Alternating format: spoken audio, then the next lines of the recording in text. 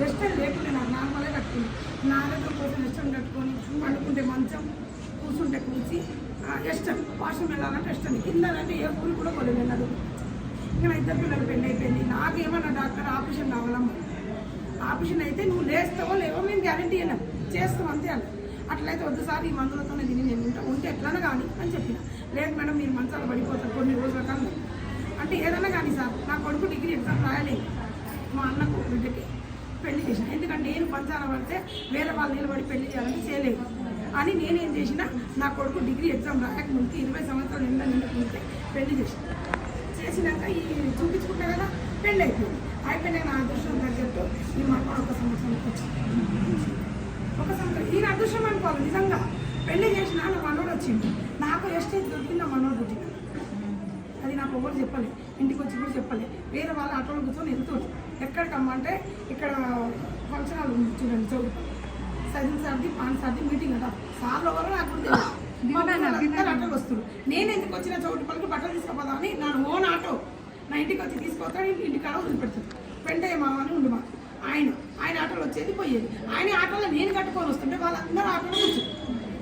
ఆయన ఏమన్నాడు, ఒక్కటే అన్నాడు చాలా చల్లగా ఉన్నా కొడగా నువ్వు విను, 30 రూపాయలు టికెట్ అంటే తీసుకు విను, నేను కూర్చుంటా నీకు బాధలేదు మా నువ్వు కూడా అని 20 రూపాయలు కట్టి ఆయన కూడా కూర్చోబెట్టుకొని నేను కూడా కూర్చుంటా.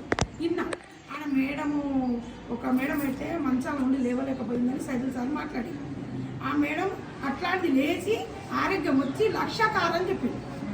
నాకైతే 1,00,000 కారు లేకపోయినా నా ఆరోగ్యం వస్తే చాలు అనుకున్నాను. బీబీ మేడం ఏమన్నది, అర్షమన్నలు నేను తింటే తగ్గినాయి, ఇవాళ నాది 3 లక్షల చిల్లర జీతం, నాకైతే 1,00,000 తర్వాత ఆరోగ్యం ఉంది అని ఎమ్మటే మీటింగ్ అయిపోయింది మేడం. ఎమ్మటే ఐడి చేసుకొని ఐడి చేసుకున్నా. ఎట్లా తీసుకోవాలంట ప్రేమలత రెడ్డి మేడం మాత్రం వచ్చింది.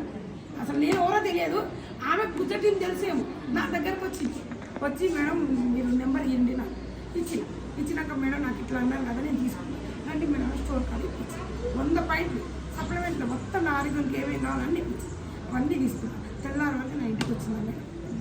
వస్తే నేను అంత మళ్ళీ ఆరోగ్యం ఉన్న డబ్బు ఉంది మేడం.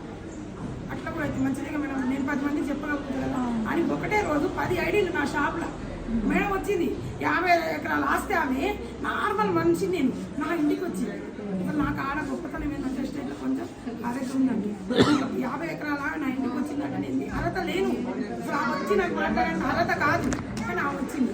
ఆమె ఇల్లు ఇవ్వాలని కూర్చొని డెమోలు చేస్తే ఒక 10 మంది ఐడీలు చేసినాక నన్ను పట్టుకోవడం మేడం సప్లిమెంట్ బిల్ మేడం నీకు ఆరోగ్యం వచ్చినాకనే నీ డబ్బు ఉందని కష్టపడాలి. నాకు 15 రోజుల తర్వాత ఈ కాలు నడుచుకొని పడిపోయింది. అప్పుడు నాకు నార్మల్ అయింది. అది నాకు ఇంగ్లీష్లో రావని పేర్లు అన్ని ఫోటోలు చూపిస్తాను. అవేమేమి వాడినాను.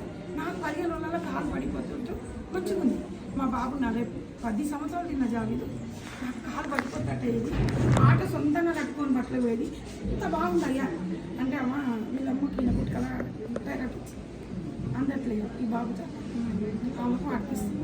మా కొడుకుకి గ్యాస్ పంప్ రైస్ బ్యాండర్లు తీసుకుని వాడితే ఆ బాబుకు గ్యాస్ పంప్ నెల చేస్తాడు. మా బాబు ఫార్మా కంపెనీ ఇస్తాడు, నిలబడే చేయాలి. 18,000 ఏమి ఇస్తారు. అట్లాంటి బాబుకి గ్యాస్ పంప్ తగ్గింది.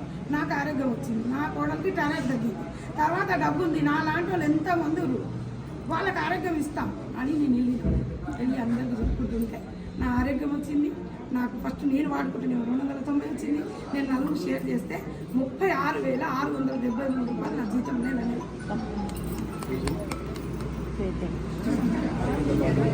ఆదాయం కూడా వచ్చింది.